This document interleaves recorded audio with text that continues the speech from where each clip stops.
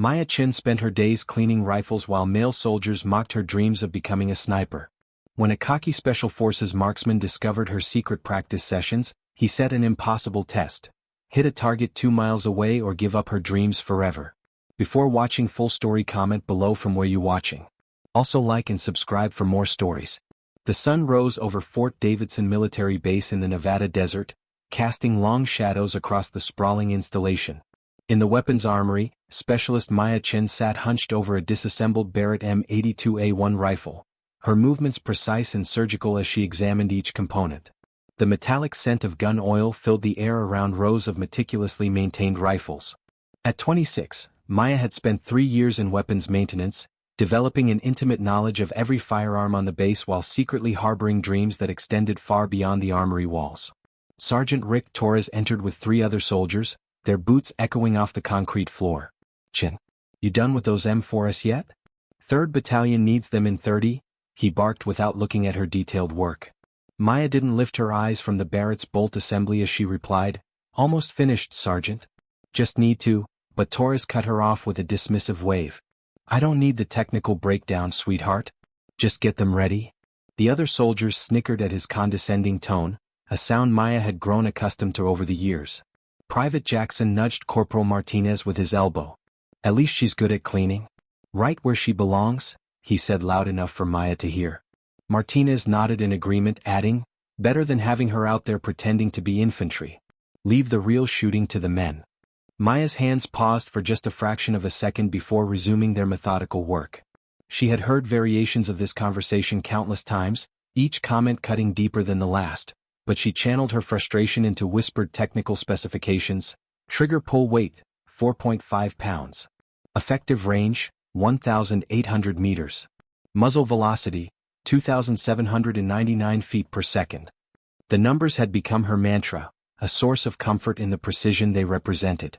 As evening fell and the base quieted, Maya made her way to the shooting range with a borrowed M24 SWS sniper rifle. This had been her routine for 2 years, stealing away after maintenance duties to practice in solitude. She lay prone behind a sandbag rest, eye pressed to the scope, breathing controlled and methodical. Her notebook, filled with ballistic charts and wind calculations, lay open beside her as she adjusted for wind drift and calculated trajectory. The first shot rang out across the desert, followed by the satisfying confirmation through her binoculars, dead center on a target 800 meters downrange. Wind speed, 5 miles per hour from the northwest.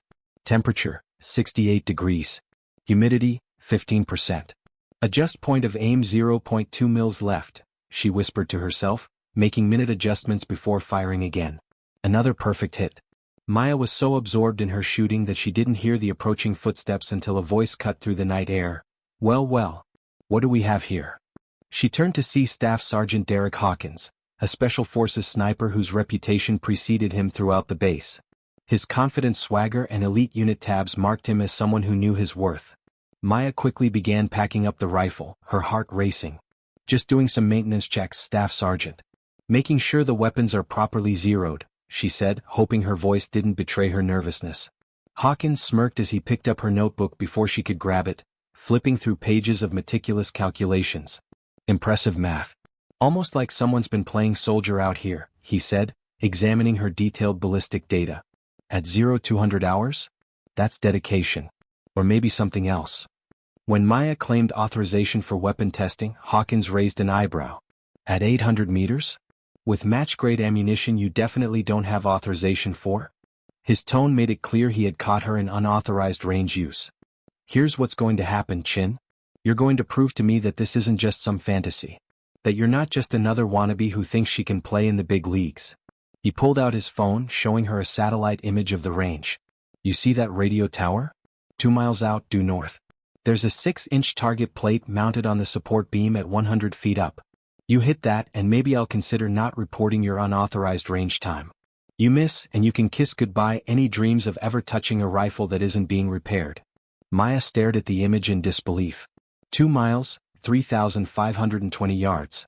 Even for experienced snipers, this was an incredibly challenging shot.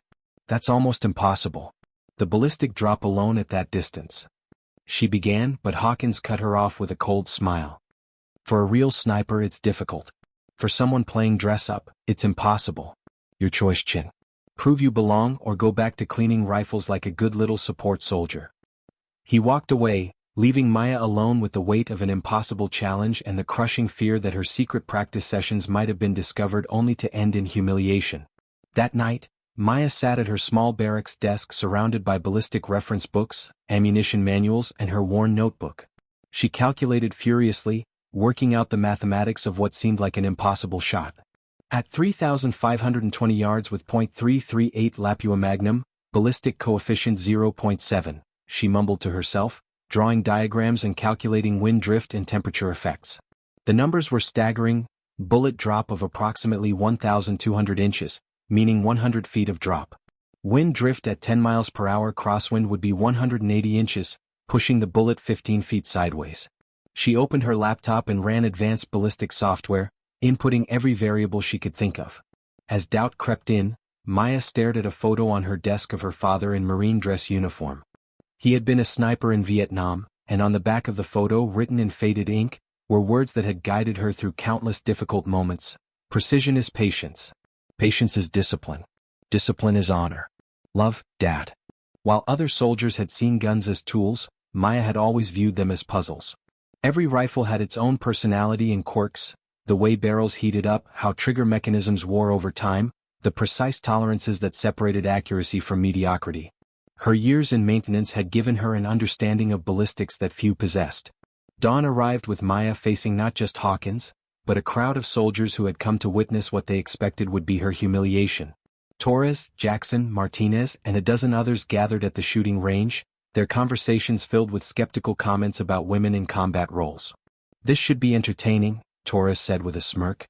"Chen's about to learn the difference between cleaning rifles and actually using them." Maya ignored the crowd, setting up her shooting position with methodical precision. She had chosen the same Barrett M82A1 she had been maintaining, a weapon she knew better than anyone on the base. Hawkins addressed the gathering crowd with theatrical flair. "Gather round, gentlemen. You're about to witness why women don't belong in sniper roles. 2 miles, 6-inch target. Even I would consider this a challenging shot." Maya continued her setup, requesting current atmospheric conditions with professional composure. "I need barometric pressure, temperature, and humidity," she said, pulling out a handheld atmospheric monitor that surprised even the experienced soldiers present. When Hawkins provided the data, pressure at 30.15 inches mercury, temperature 72 degrees, humidity 12%, and variable wind at 8 to 12 miles per hour from the northwest, Maya began calculations that impressed even her skeptics. Air density, 0.0735 pounds per cubic foot. Density altitude, 4,200 feet, Maya announced, making notes with scientific precision. The crowd murmured at her technical knowledge, which exceeded what most combat soldiers possessed. She began her pre-shot routine with ritualistic precision, adjusting the bipod, checking scope mounting, and settling into a perfect shooting position. Through her scope, the target was barely visible even at maximum magnification. A tiny speck of metal 2 miles away that would challenge even the most experienced marksman. Maya's breathing slowed as she entered what her father had called the zone. A state of absolute focus where nothing existed except the rifle, the target, and the perfect execution of fundamentals. Every rifle told a story through its vibrations, and this Barrett had a personality she knew intimately. Serial number 14527 pulled slightly left when the barrel heated up, the trigger broke at exactly 4.2 pounds, and the scope tracked true but needed 0.3 mils compensation for cant error. She made minute adjustments, movements so small they were almost imperceptible, while calculating that wind speed was increasing to 11 miles per hour, requiring another 0.5 mils adjustment to the right. As the crowd grew restless and some soldiers checked their watches impatiently, Jackson voiced what many were thinking. "How long is she going to take? Just pull the trigger and get this over with." Even Hawkins seemed to soften slightly, defending the time required for precision shooting. Long-range shooting requires patience, even for someone about to fail. Maya's finger found the trigger, her breathing became methodical. Inhale, exhale, half-breath, hold, and her heart rate slowed. The crosshairs settled on what she calculated was the correct point of aim, nearly 100 feet above and 12 feet to the left of the actual target to compensate for the massive bullet drop and wind drift. "Sight picture, trigger control, follow through," Maya whispered barely audibly, applying everything her father had taught her and everything she had learned through years of study and secret practice. The massive rifle erupted, sending the .50 caliber round screaming downrange at nearly 3 times the speed of sound. Maya maintained perfect shooting position, watching through her scope as the bullet traced its impossible arc through the morning air. For 4.2 seconds, absolute silence fell over the range as everyone held their breath, waiting to see if the impossible had happened. Then, incredibly, a tiny spark of metal appeared 3,520 yards away as the bullet struck dead center on the 6-inch target. The spotter confirmed what seemed impossible: hit. Dead center hit. The crowd erupted in a mixture of cheers and stunned silence. Maya slowly lifted her head from the scope, not quite believing what had just happened. Her legs shook from adrenaline as she stood, having proven something to herself as much as to the watching soldiers. Hawkins approached quietly, his arrogance replaced by genuine respect. "Jesus Christ. That was a hell of a shot," he said almost to himself. Torres, who had dismissed her abilities countless times, extended a hand in apology. "Chin, I owe you an apology. That was professional-level shooting." Maya accepted his gesture graciously, explaining, "Sergeant, I've been maintaining these rifles for 3 years. I know their ballistics better than most people know their own names. The shooting was just applied mathematics." In a private conversation afterward, Hawkins admitted something that surprised Maya. "That shot? I couldn't have made that shot. Maybe 1 in 10 of my best snipers could have made that shot." Maya's response revealed the depth of her preparation. "Staff Sergeant, I've been studying ballistics and marksmanship theory for years. I know the capabilities of every weapon system on this base. What I needed was the chance to prove it." Hawkins recognized not just her technical knowledge but her instinctual abilities. "You've got more than theoretical knowledge, Chin. You've got natural ability. That shot required perfect reading of conditions that changed twice during your setup."